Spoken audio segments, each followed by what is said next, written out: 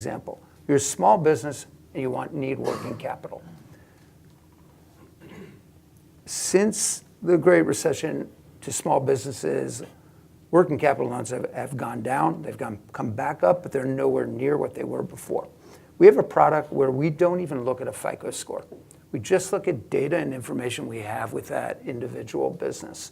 And we then extend working capital loans to small businesses. We've extended over $3 billion, again, based on information and data we have.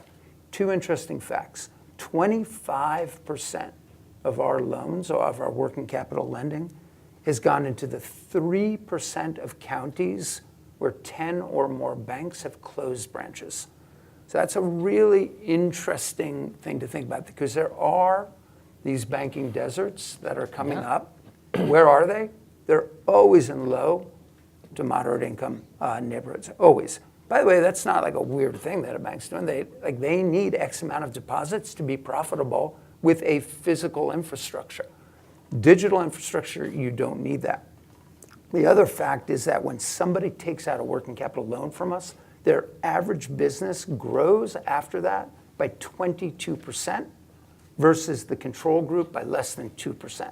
And if you think about small businesses, about being the engine of job creation, and some amount of maybe financial health for those small business owners, their ability to hire maybe somebody else, this is crucial to be able to go do. We need to harness the use of technology and information and data to extend it to communities that are increasingly left out of the mainstream.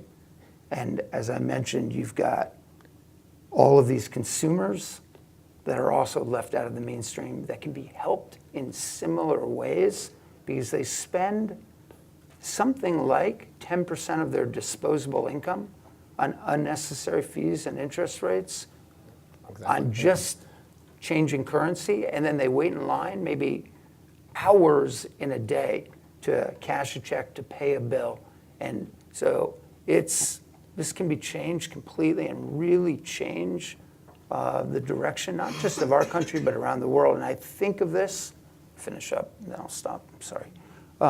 This isn't a red issue or a blue issue. I really think about this sort of driving financial health and what we're trying to do in the small business community is a red, white, and blue issue. This is something that should be bipartisan and should be a combination of the public, private, academia coming together to figure out how can we solve this issue, because there's a lot of issues around it, but I actually think it's solvable. And there are a lot of countries around the world that are role models and are giving me hope that we can replicate that here as well.